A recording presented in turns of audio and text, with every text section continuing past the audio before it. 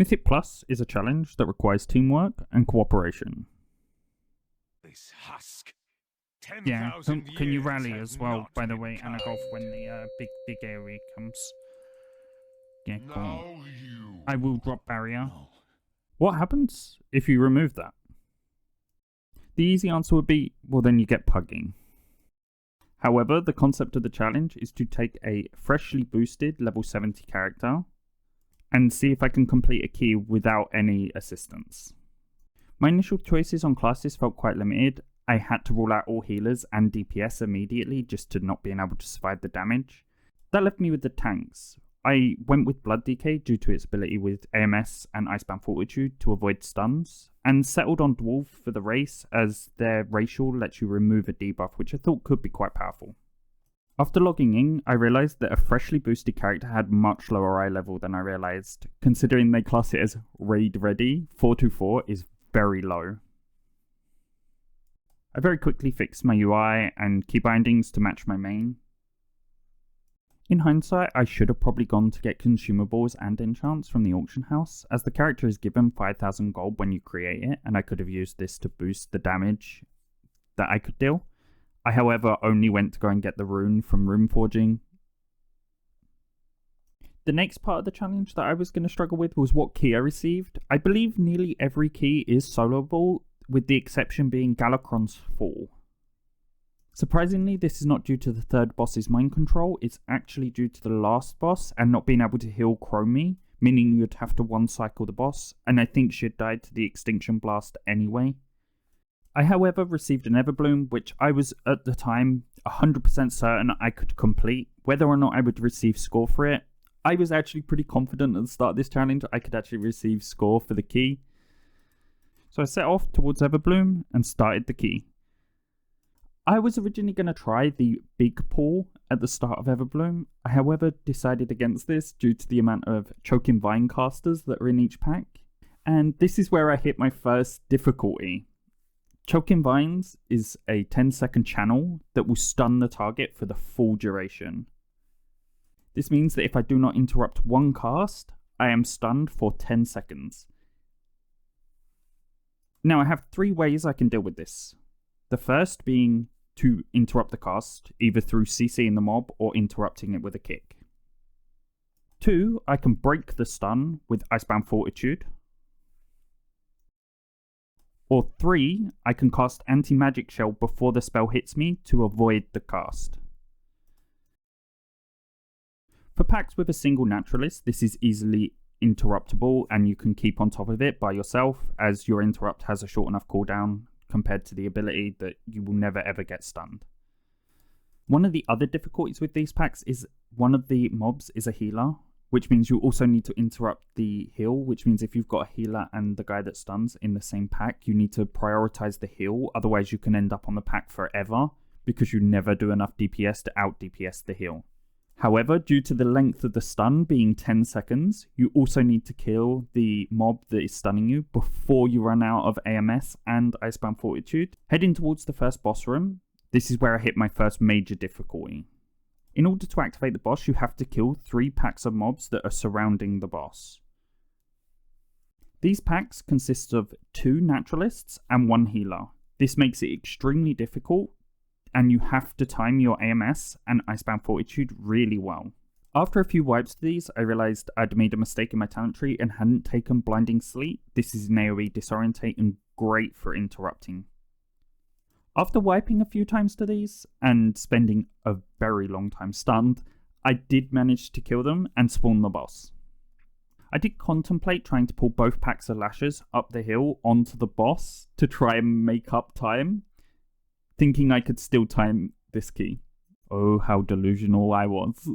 I pulled the boss to the usual location, and quickly realised there was actually a slight difficulty with this boss and wish I'd actually changed the way I approached it. I do, however, one-shot it and it doesn't actually become a problem.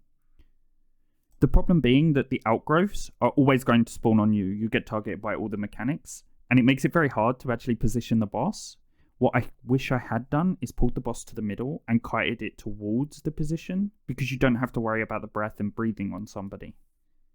The boss is a little bit of a slog, being a 7-minute fight, but it goes down hardly any issues, just use good defensives for the breath and yeah, it falls over. As I move through towards the second boss, I realized that this is actually going to be some of the easier trash. There's no more stuns from the naturalists, and I can quite easily just tank whatever they throw at me. As long as I time my death strikes well, this trash isn't going to cause me any issues. I know a lot of groups have issues here, but it's not going to affect me. Being a tank, I don't really have to worry too much about the whirlwinds one-shotting me or anything like that. The casts do hurt, but they can be completely managed with cooldowns. Arriving at the Ancient Protectors, I realised that this could actually cause me an issue. Both Telu and Gola need to be interrupted, with Telu's Toxic Blooms stunning you for 4 seconds, and Gola's Revitalize healing the boss for a substantial amount. On top of this, Dulu will do a Noxious Charge that hits the tank very heavy. I however come up with what I felt like was quite an ingenious way of dealing with this. The stun is breakable by Icebound Fortitude and also avoidable with AMS. You however won't be able to have both of these up and interrupt all of the Revitalizers, so you will either get stunned or let a heal through at some point. My solution was to allow the stun to go through and only focus on Revitalize. I could not out damage the heal, so I needed to make sure that that Revitalize was interrupted.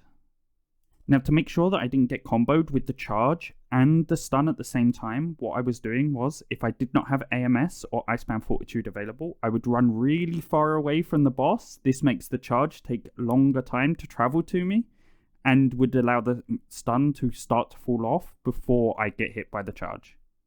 And after 8 minutes of doing this, the boss actually dies on my first attempt. I was really happy with the way that I adapted and dealt with this boss. It felt really good. The trash towards Archmage Soul is actually rather easy. There's not a lot that can go wrong. There are, however, 2 notable things that do happen. The Arcanomancer's Spatial Disruption will always target you because you are the furthest player. The damage is easily handleable by a tank though, so not really much of an issue. The one that could actually cause issues is the Putrid Pyromancers. They have a Cinderbolt salvo that deals damage based on the amount of people that are there. So because you're on your own, you get hit by the whole salvo and it does a huge amount of damage, and you definitely need a cooldown to survive this.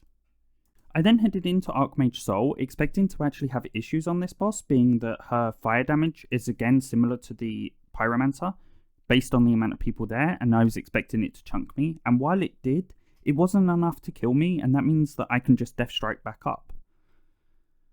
And with the Arcane Orb always targeting you, you don't really have the issue of being pulled into anything because it detonates almost instantly. It actually made the boss very forgiving compared to when you're here with a group.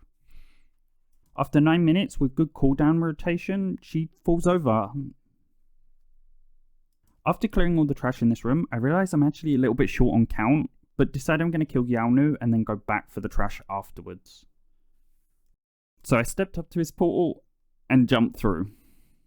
After how easy all 3 bosses had actually been, I thought this was over. I thought this was going to be an easy, I'm done with the dungeon. But Yaonu had other ideas. One of the difficulties with this boss is soaking the plants. It's intended that you're 5 people here, so there's 5 people to soak all of the plants. If you're on your own, you either need a very, very strong movement speed boost, or you're not going to do it. Being on a DK with low mobility, I stood no chance at getting all of these. I did attempt to try and soak the plants on my first attempt, however, this didn't really work out as I barely got any of them. And I realised very quickly that the ads were actually really manageable as long as I was good with death strikes and good with defensives. The biggest issue actually came from the Flourishing Ancients. When these spawn, it stops the Kirin battle mages doing their increased damage, and you have to kill this ad very, very quickly. However, being on my own, my damage was definitely not up to par to kill this ad. I saw 2 solutions to this problem. The first being, ignore the ad, just to kill Yaonu. The issue to this is I think I would eventually get overwhelmed with too many ads, and my health was already super spiky. I felt like if I made one mistake, I was going to fall over very, very easily. Solution 2 was to try and kill the ad as quickly as I can, ignore the little plants on the floor, and just kill those ads with AoE. I went with this solution, and it was going fine until I realized that by the time I had killed the first ad, I would have between 2 and 5 globals to hit the boss with the damage amp before the next one would spawn. This paired with the huge amount of lashes on my screen, it actually became very difficult to target the Flourishing Ancient to kill it quickly. And I had times where I would have 2 ads overlap and things like that. I, however, persevered through this tactic for 29 minutes and actually managed to kill Yaonu. I go back to collect the trash that I need. I actually die a couple of times to the stuns again because it's so easy to mess up. But once I've got my trash, I go back to loot the boss chest and receive nothing.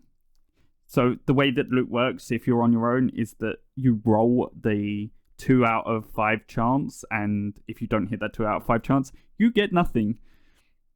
A big thank you to everyone that's watched up until this point, and if you could like and subscribe, I would really appreciate it. It helps keep motivation for making more stuff like this, and I do really enjoy it.